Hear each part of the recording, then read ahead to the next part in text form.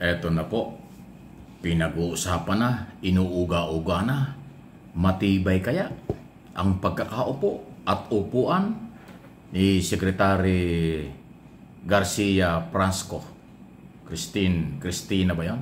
Prasco ng Department of Tourism. Kasi alam nyo kung bakit? Aba, lumulutang na ngayon yung dating executive ng ABS-CBN ni si Charo. Si Charo Santos ba yun? Ayan, artista, producer, alam na, executive ng ABS-CBN. Yan na ho yung nababanggit ngayon. Ano ba ang pinag-umpisahan ito? Kung bakit na papag-usapan ngayon ang posisyon ng Department of Tourism? Kasi kung yung mga gunita, last month lang, after mag-resume ang 20 Congress, nasilip na ng Kongreso ang sinasabing mahina daw na tourism dito sa ating bansa. Baka daw may pagkukulang, baka may pagkakamali itong si Secretary Prasco bilang Secretary ng Tourism Department. Ay alam po ninyo, ang tourism ang magdadala ng magandang ekonomiya sa ating bansa. Business at turista, business at tourism, maraming turista ang galing sa international, foreign tourist, malaking tulong sa ekonomiya ng bansa kung nangyayari. Tayo po kasi hindi pa nakakahabol, malayo-malayo pa tayo kumpara sa Thailand. Sa Thailand, umaabot yata ng 20 million ang foreign tourist. Tayo parang hirap na hirap tayo maka 4 to 5 million . Samantalang tayo ang isa sa pinakamagagandaang isla. Meron tayong 7,500 island na mga ganda dito sa Luzon, Visayas, Mindanao.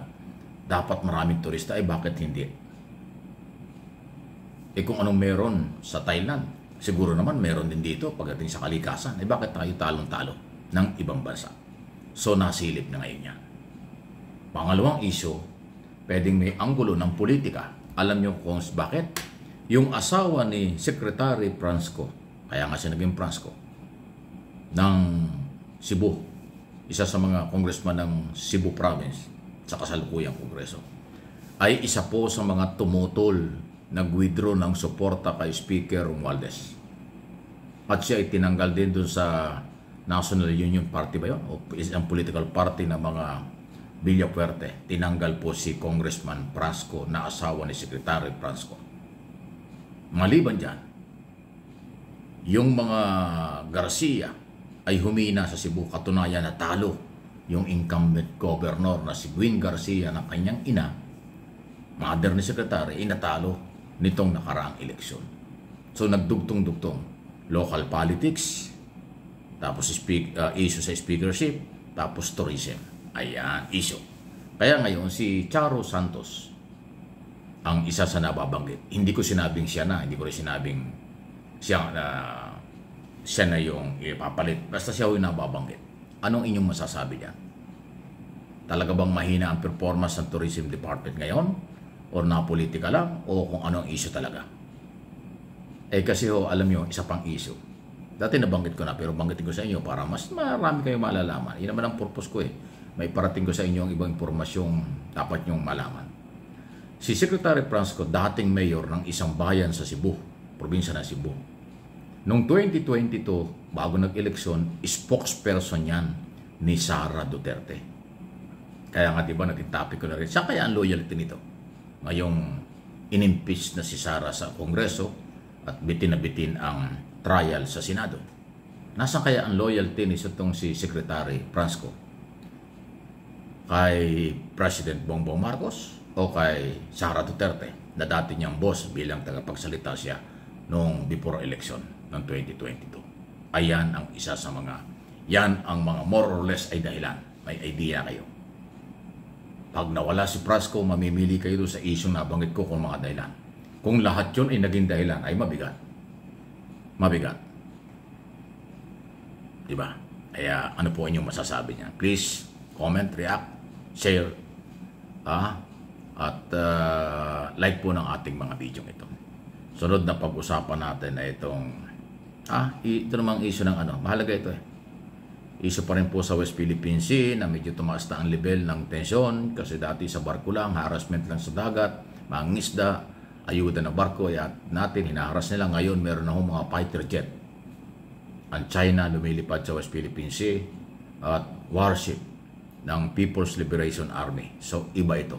Pikon na pikon sa aking puntingin ang China sa magkasunod na travel ni Pangulong Marcos na pinagtibay ang relasyon ng Pilipinas at ng Washington DC under President Trump. After noon, 1 linggo mahigit lang, bumiyahe naman siya ng India, na alam naman natin isa rin sa hindi kasundo ng China ang India, at malaking pwersa ang India dahil ang India ay mayroong 1.4 billion na mamamayan.